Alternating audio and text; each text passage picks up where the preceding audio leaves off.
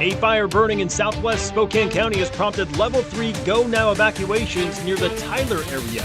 Tonight we'll have the latest updates on containment and evacuation orders.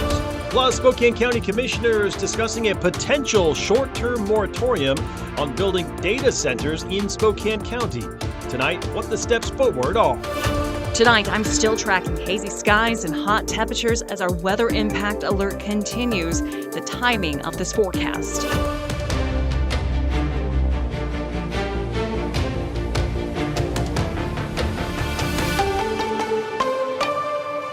Good evening and thank you for joining us for KREM 2 News at 5 tonight. I'm Mark Hanrahan. We start with some breaking news at this hour. A fire that broke out near the Tyler area is prompting level 3 evacuations. This is in southwest Spokane County. It's being called the Malloy fire.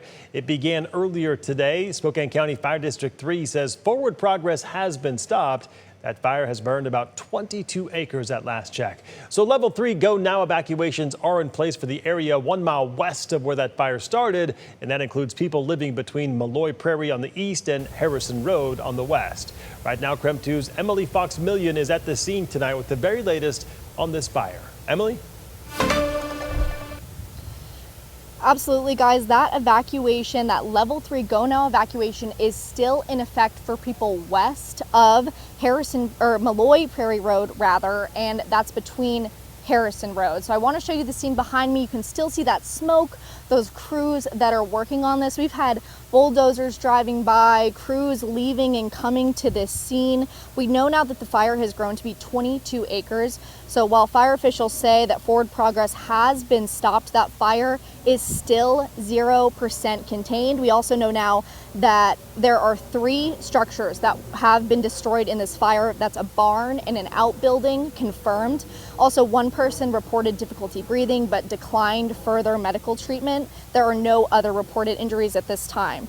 So we know that there is no forward progress, but it still is at that 0% contained. So crews are working to strengthen those fire lines and really protect those homes. I also spoke with a neighbor who owns about 240 acres near the fire, just over that fence. She didn't want to speak on camera, but she told me her neighbors were the first to call 911. So crews will remain here throughout the night while some heavy equipment, dozers are being released. Firefighters will continue fighting that fire overnight. Again, we remain in that level 3 go now in Spokane County. Emily Fox-Million, KREM 2 News.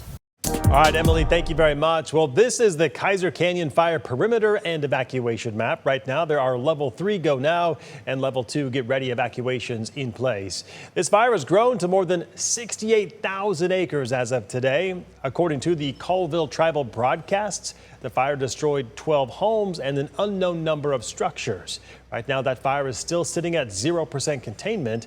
Today, some roads in the area remain closed and the Omak Longhouse is open for evacuees to use as a shelter. Now let's take a look at the evacuation map for the Modrite fire. Level 3 go now evacuations are in place for this one. So far, this fire has grown to nearly 8,000 acres. It's destroyed about 5 structures.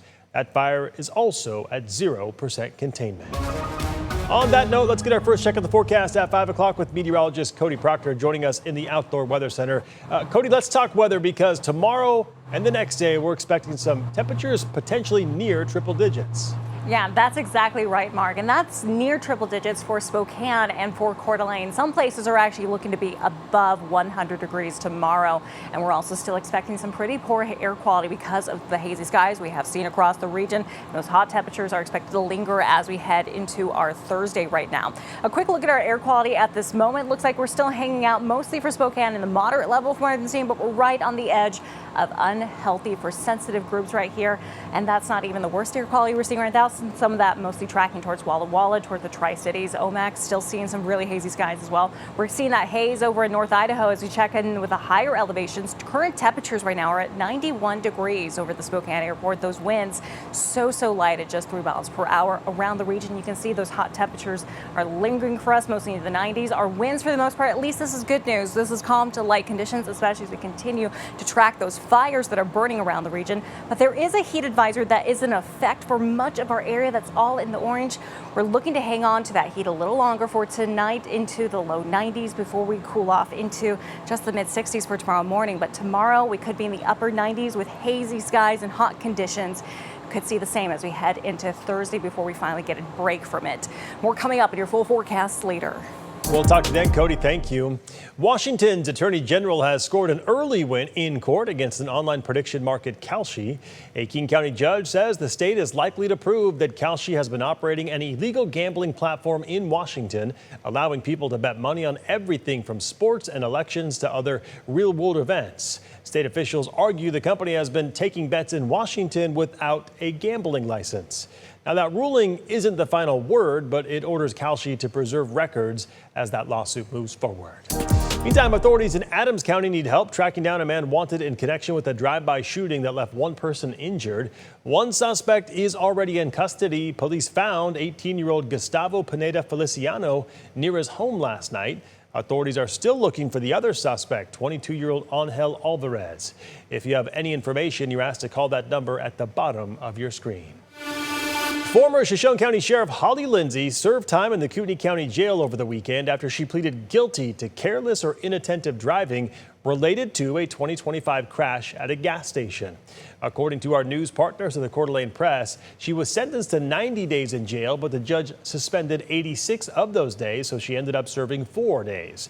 Lindsay must spend 2 years on probation, use an interlock device for 1 year, and pay a $300 fine. Now, those charges stem from last October when prosecutors say that Lindsay hit a pole outside of a gas station in Osborne at about 5 miles per hour. No one was hurt. She left her car there while another person drove her home. She resigned the next day. Lindsay told the court that she was struggling with her mental health at the time of the crash and numbed her feelings with alcohol and kratom. Sandpoint leaders paused the use of the city's downtown parking meters. Today, KREM 2's Christian Garza explains the reason behind that decision and what the city plans to do next. If you've been around downtown Sandpoint recently, you may have noticed a big change, and that's these bagged kiosks all over the area. After weeks of complaints about the city's new paid parking system, city leaders are hitting pause. The city has suspended the downtown parking kiosks in the 2-hour street parking zones following public feedback from residents, visitors, and business owners. Business owners say they hope this gives customers more confidence to come downtown, while city leaders say they'll use this time to gather more feedback before deciding what comes next. Coming up tonight, we'll hear from both sides and we'll explain what this temporary change means for anyone who wants to park here in downtown Sandpoint. Still more to come here on KREM 2 News at 5 tonight. A proposed pause on new data centers in Spokane County sparking debate tonight. Why some commissioners want a moratorium and why others say that could hurt future investment. And a Spokane man accused of posing as a police officer, even pulling drivers over on I-90. How investigators say they caught him and what State Patrol says you should do if you're ever unsure about who is stopping you.